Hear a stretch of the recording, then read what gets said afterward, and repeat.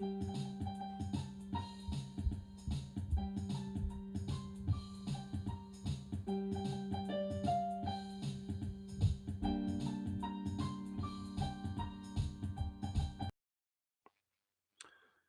welcome back. Welcome back. Thanks for joining me today. My name is Jay Morton. I'm your healthy accountant, helping you to, I'm talking about, excuse me, I'm your healthy accountant. I'm helping you to account for your life. I almost got tongue tied right there. Guys, man, this is an exciting day. This is an exciting day. I want to welcome you to this enlightenment program today. Today we're going to quickly talk about finishing strong. We're going to talk about finishing strong. And I'm going to go straight into the word because this word just came to me and I wanted to share it with you. And so it says in John chapter 21, and I'm going to start reading verses, what's that, 18, and I'm going to go to 19. So 18 and 19, it says, Then Jesus looked at Peter with tears in his eyes and said, Peter, you are still young and strong. You can decide what you want to do and where you want to go. But when you are old, someone else will dress you and take you where you'd rather not go. They'll tell you to stretch out your arms, and you'll have no choice but to do so. Now, Jesus said this to Peter. Jesus said this to let Peter know the kind of death he would die, that he would be arrested and crucified by the Romans. Then Jesus added, But whatever happens between now and then, keep on following me. Finish strong. So you say, man, that's a rough one. Typically, when we think about finishing strong, we're thinking about winning, right? We think about, man, the game, and we're down by 20, and we finish strong, and we win. Or sometimes when you finish strong, you're on a losing side.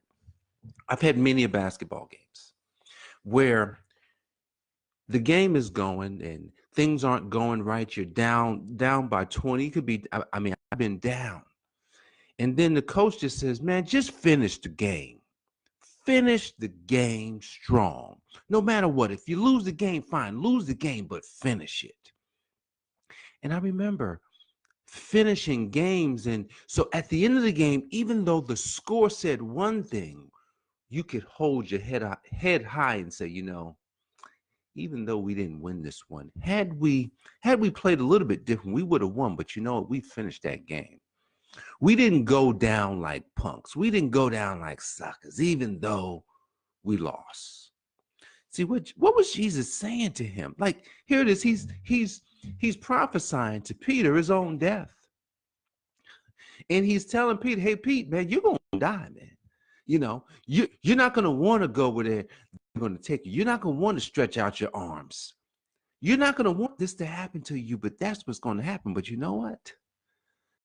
But right now, you should just really focusing on following me, because when you do, we'll meet again. Well, see, I'll see you again and I'll come back for you.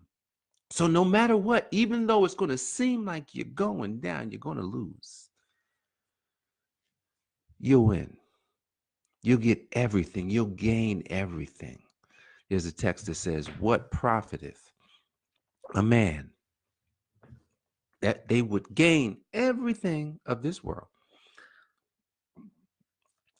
but lose his or her soul? What profiteth that? Imagine you're living your life. I'm living my life, and I'm just living it. I don't have a real destination. I'm not headed anywhere. I don't have any purpose in my life. I'm not living for anything outside of what's normal, paying bills, going to work, eating food, maybe going out to dinner, having some fun. Maybe that's how I'm living my life. And that's like, what profit of a man to gain this world but lose your soul? See, because if you're not doing anything, if you don't choose ye this day, like there's another text, choose ye this day whom you will serve. See, because you can't serve God and money. Like, that's a text. You can't serve God and money. You can't serve God and somebody else. You can't serve God and in your house because you wanted it so bad. You can't serve God in your closet because you got lots of clothes. You can't serve God in anything else. See, finishing strong. When Jesus spoke to Peter and said, Peter, all of this is going to happen at the end of your life, you're going to die. But why don't you keep on following me? Why don't you go ahead and follow me now? Do everything that you can today to follow me, even though it's going to seem like you're going to lose. You're going to lose, but remember this, Peter. And Peter had this to remember. Jesus came back. Jesus beat up death.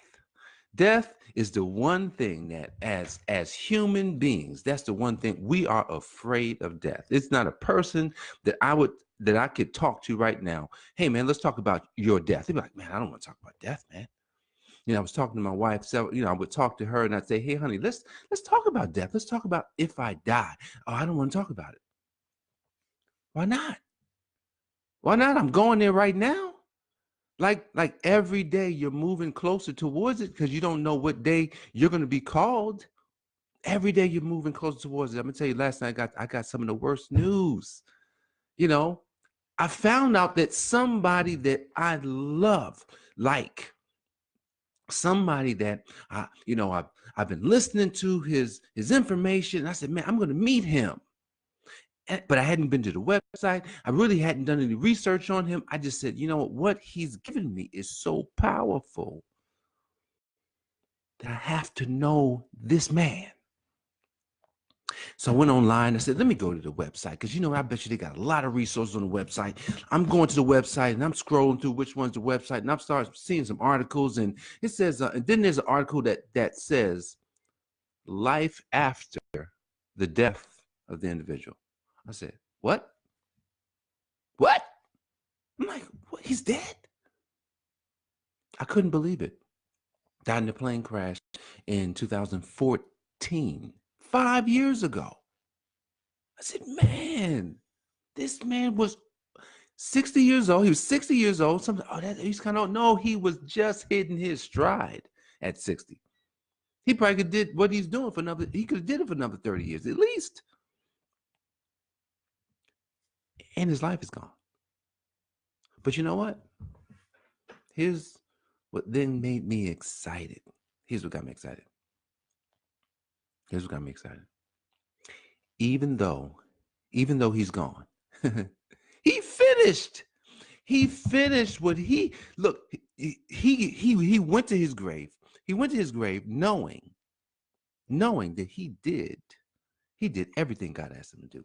He lived the purpose in which he was supposed to live. See, that's what happens when death comes. Your purpose is over. Your time is up. Whether you went to your finish line, you got to God's finish line. There was no other reality for you once death comes. Sometimes you can skip death. My brother, my oldest brother, he skipped death twice. He skipped it twice. Literally, the first time I was a junior in high school, my mom calls me. Hey, well, she didn't even call me. They came to see me the night after he was shot. And they told me about it when they got there. Oh, yeah, your brother was shot, but he's okay. I'm like, what? He was shot? What happened? Oh, it grazed the front of his head, point blank. Oh, I'm like, what? Who misses this close? Who's this close and they miss? Grazed him. I'm talking about it wasn't his time. Even though it should have hit him. Wasn't his time. See, he had some more time. He was supposed to finish strong. God had something else that he had to do. He wasn't going to allow this to happen. So then another time, so that was in 1989. Now I was a senior in high school. I'm sorry. That was in 89. So now fast forward to like 90, probably like 96. 96. He's driving. People are shooting at him. He said he'd rather go to jail. Literally, this guy went to jail because he didn't know who was shooting at him. because he had some stuff that he had to deal with. Went to jail because people were shooting at him, and he said, I don't know who's shooting at me. He was lucky he got away. Number two, this time went to jail. Got a chance to spend 8 years? No, he didn't spend 8 on that one. He spent 18 months on that stint. 18 months. This is the second time going to jail. 18 months on that stint. He went to jail. Every time he came out of jail, he was a changed man.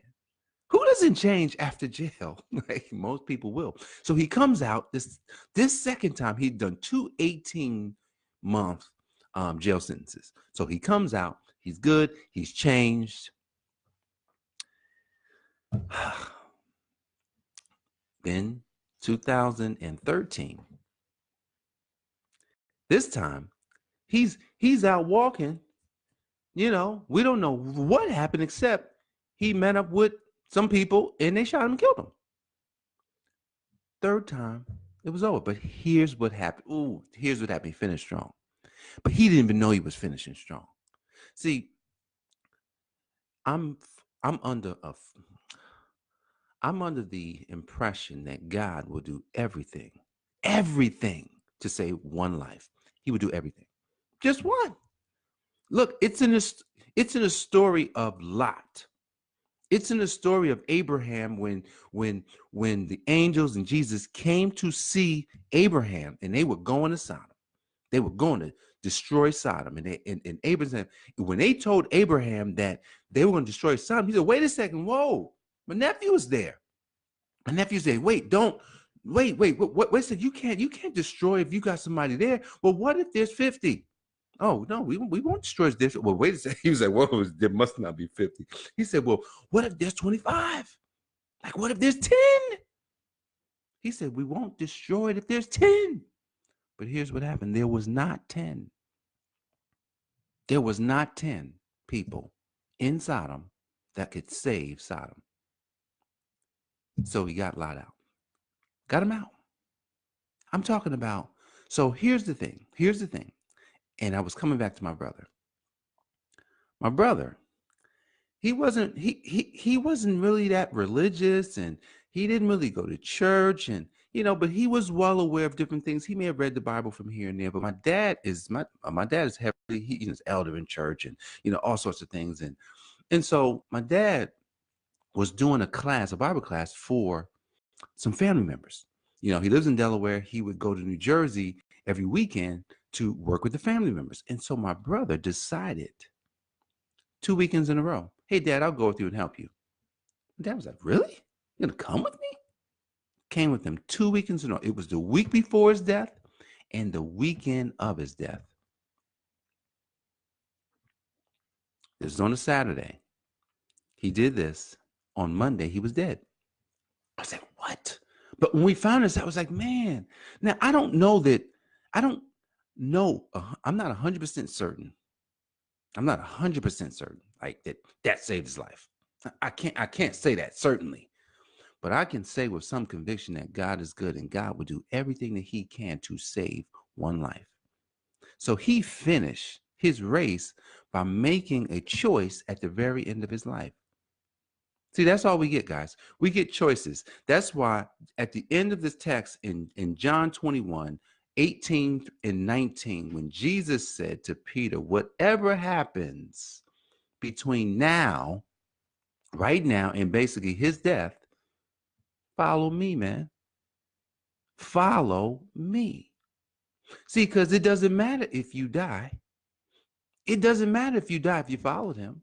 It doesn't matter if you die, if you made a choice.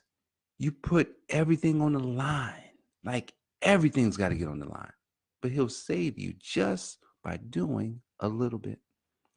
You don't even have to fulfill your purpose. I'm serious. Like, we all have a purpose. There's a purpose for your life today. There's something that you have not tapped into. There's something that you have not become aware of in your life, yours, that you can do to affect more lives. See, but here's the thing. Before you can get to more lives, there's one life you got to focus on. That's yours. You got to focus on your life. See, your life is the most important life. See, because if you can't manage your own life, then how's that going to help other people? So if you can't be accountable to yourself, if you're not going to be diligent, if you're not going to be, disciplined and honest and have integrity, and if you're not going to have all that stuff, then it's not going to matter. Like you could be trying to get people to follow you and do things, and it won't last. I remember when, I would come on the social media and I'd be like, man, I don't have that many followers, or, a lot of people don't come onto my broadcast and all these things. But it was one day he said, who cares if anybody comes to your broadcast? They don't need to. You're putting the broadcast out there. And at some point, some people, and then more people will come to your broadcast, but you have to record it first. See, that's how God does everything. He does the thing first. He creates first, and then he actually does it. So think about creation, in which before he could actually create, he had to envision. He had to see the earth. He had to see the grass. He had to see the fish and the trees and the animals. He had to see all of that. He had to see man before he created it all. The same way when you build a house, you have to see the house first. You have to build the house, the rendition of you have to build the model of the house. You have to build the blueprint of the house before you build the house. So he said, Jay, build it first. Build it all first. And then go back. And then next thing you know, you'll look up and you say, Lord, I didn't even know millions of people were possible to see one video. I didn't know. People that do things like that, they don't know that 1 million people would show up. But when it happens, when they say, man, I can't believe 1 million people watched the video. But when it happens, then you realize how normal it is for a lot of people. But you have to have something. Like people are like, I don't want to listen to this person. They don't have anything. So that's why it's important. It's important for you. Finish your life strong. Look at your life today. Who are you? Ask yourself that question. Who are you? Where are you from? I don't have time to go into these questions today, but I'm going to put them out there for you. Who are you? Where are you from? What's your purpose? What is your purpose? What can you do? And where are you going? See, these questions are questions that you must answer. You must answer them to live the life that God wants you to live. Now, you can live a life and you can still have a good life. You can have an excellent life and not answer these questions fully. You just won't materialize into what God had envisioned when he created you. So if you can get these questions, then you'll probably find out exactly what God had in mind. He'll reveal it to you. What he had in mind when he decided, hey, I'm going to create Jay Moore. I'm going to create this guy. Oh, man, this guy is going to be off the chain. This guy, I'm telling you, he's not even going to realize that the thing that he's most afraid of is going to be the thing that's going to take him places. He's not going to know this, but I'm going to hide it in there. I'm going to place it down in there, and I'm going to cover it up with some things that he'll have to look for it. But he'll have to use my manual to do it. I was telling some people last night about this manual. They said, well, what's the manual? I was like, it's the Bible. That's the manual to you. If you want to find out about you, you got to read the manual, but you just can't read it. You got to get it in you. And you don't necessarily have to read it and be quoting all the scriptures everywhere. You don't have to know it all. But you got to get enough of it so that when you start getting it, you're like, oh shoot, what? And then it creates this hunger that you don't want to ever let it go. Like I turned to this text this morning, John 21, 18 and 19, and here's how it happened. Here, literally, this 20 minutes that I'm speaking today came as a result of he gave me a thought. The thought was finish strong. I opened my manual up and I went straight to that text. Literally, it was underlined waiting on me. But here's the thing. I wasn't like that 5 years ago. I wasn't even like that 3 years ago. All right. So whatever you do, answer those questions. Who am I? Where am I from? What's my purpose? Why am I here? You can use that. Why am I here? What can I do? Number 4. And last question, where am I going? Answer those questions for yourself. It may take you some time. You're not going to answer those questions overnight. I know I did. I'm still answering them. I'm still answering these questions. I'm just living out and receiving all the answers as they come. So today, the answer for you is whatever is going to happen in your life, follow me, finish strong. God bless you today. I want to thank you for joining me here in this Enlightenment series. And we talked about finishing strong. We used the word of God, John 21, 18 and 19. Go read it for yourself. Go read all of the countless truths that was left for us to discover so that we can discover who we are. So I thank you for joining me, and I look forward to seeing you back here tomorrow. God bless you. Take care.